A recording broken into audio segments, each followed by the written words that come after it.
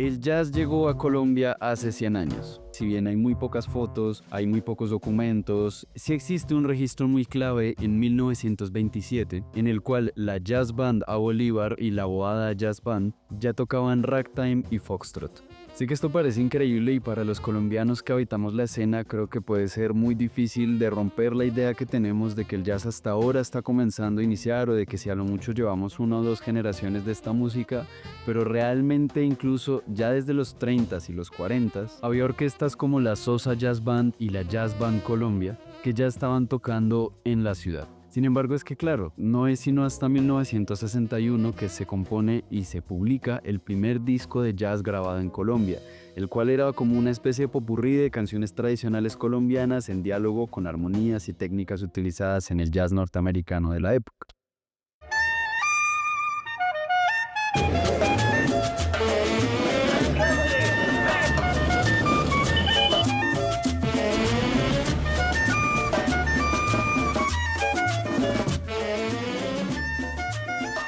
Siento que hay muchas cosas muy distintas y es difícil uno como caracterizarlo o ponerle un rótulo a la escena de jazz en Bogotá bajo algo que no sea como la multiplicidad de cosas. El jazz nació en Nueva Orleans, pero desde el principio fue un género con pasaporte, ya que es un idioma hecho de esclavitud, migración, dignidad, improvisación y rabia. Una rabia que sonaba increíble. En los años 20 ya había conquistado Chicago. En los 30 se paseaba en traje y sombrero por Nueva York, hasta que en los 40 le metieron tanta nota que se volvió casi matemático, dando luz al bebop, probablemente la pieza de ADN más importante de lo que conocemos como lenguaje de jazz hoy en día. Sin embargo, para entonces ya estaba en todas partes.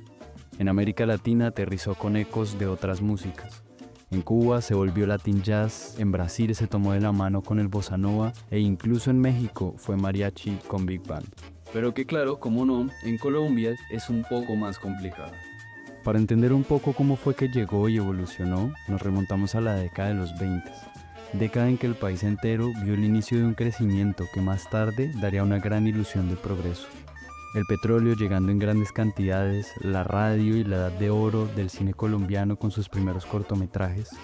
Luego en los 30, donde se termina la hegemonía conservadora y se empieza a cuestionar a la iglesia como parte integral del Estado, y el movimiento obrero cogería tanta fuerza que generaría una polarización que después, en el año 48, llegaría al asesinato de Jorge Eliezer Gaitán, y con él al Bogotazo, el mayor estallido de una ciudad que ardió en pocas horas y que nunca volvió a ser la misma. Se quemaron edificios, asaltaron armerías, se derrumbaron vitrinas y se instauró un nuevo capítulo de violencia.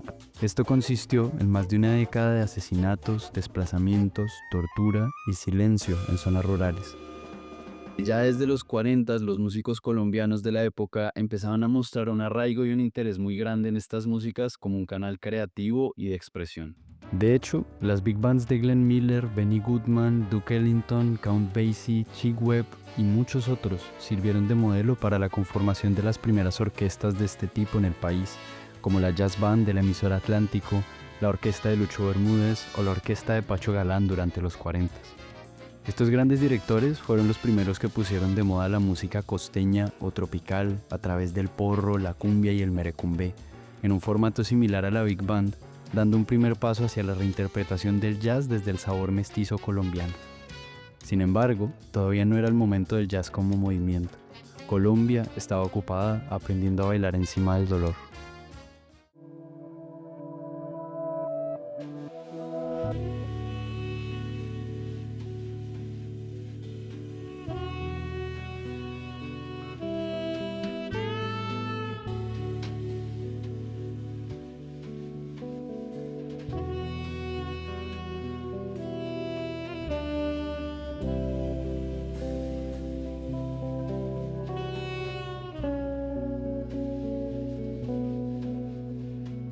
No tuve nunca una división divisoria, una frontera entre una y otra música. Había música. Escuchaba a Coltrane o sí, como escuchaba a mi papá tocar. Y aquí llegamos a los 50. donde en plena Guerra Fría se fundaron varias universidades, surgieron emisoras culturales como la HJCK, clave para el jazz, y creció el acceso a radios, tocadiscos y vinilos importados, lo que permitió una mayor circulación de música internacional en Bogotá. Luego, durante los años 60 y 70, hubo un gran crecimiento de la clase media urbana, así como una migración sin precedentes del campo a la ciudad, junto con una expansión de la educación superior. En este contexto, el jazz norteamericano también está experimentando un auge y una transformación muy potente, lo que le permitió llegar a más países que nunca con artistas como Miles Davis, John Coltrane, Charles Mingus, Ornette Coleman y Herbie Hancock, cuyas obras marcaron una transformación radical en el lenguaje del jazz y ampliaron sus fronteras mucho más allá de su país de origen. Ya desde los 60 se radicaron un grupo de músicos que más tarde serían quienes traerían todo este conocimiento desde Estados Unidos para llevar la escena colombiana a un nivel que no se había visto hasta el momento.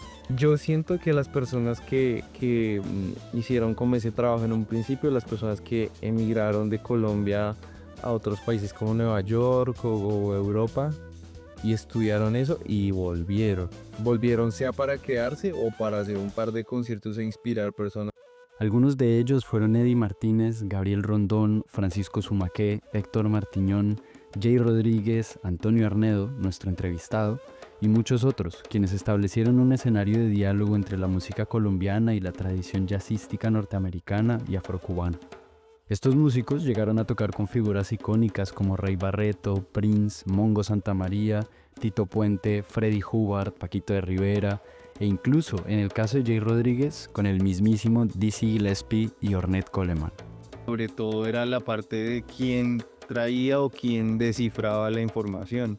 Pues aquel que descifraba la información pues podía ahí abrir caminos por ahí, el 21 que había viajado y tal, entonces era como una cosa más de importación. Y acá con los 80s y los 90s lo que sucede es que comienzan a haber programas de música en universidades como la SAP y como la Javeriana, que son importantes universidades en el país y las cuales hicieron que el jazz encontrara academia dentro de Colombia.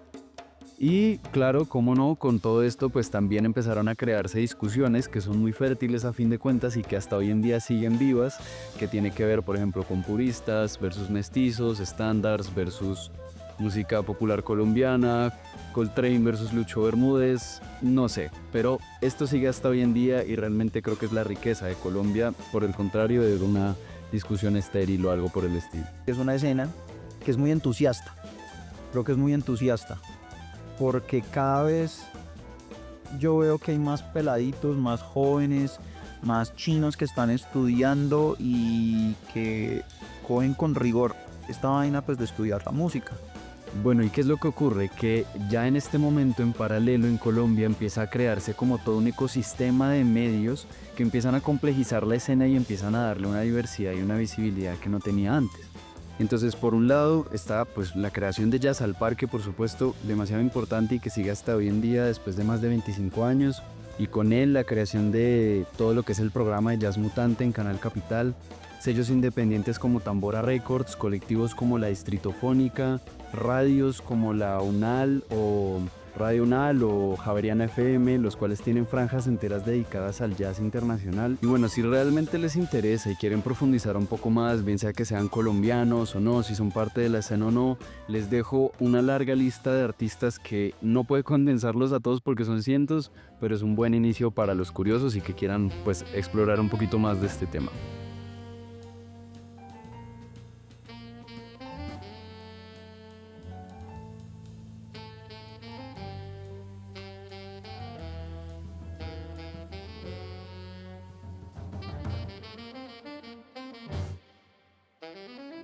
Yo estoy haciendo también mi música y todo esto es una plataforma también para que tenga una cabida y un sentido un poco más allá. Entonces para mi tesis y lo que yo hice para mi disco fue también recoger los artistas nacionales, analizarlos un poco y a partir de las sonoridades y las cosas que puedo encontrar, crear todo lo que fue mi propuesta de disco. Síganlo, estén pendientes, no solamente se viene música, sino que se vienen clases, se vienen transcripciones, se vienen un montón de experiencias también bonitas que he estado recogiendo alrededor de diferentes músicas que hay en el mundo, diferentes escenas, diferentes maneras de entender la música y maneras de entender pues la cultura a través de la música también.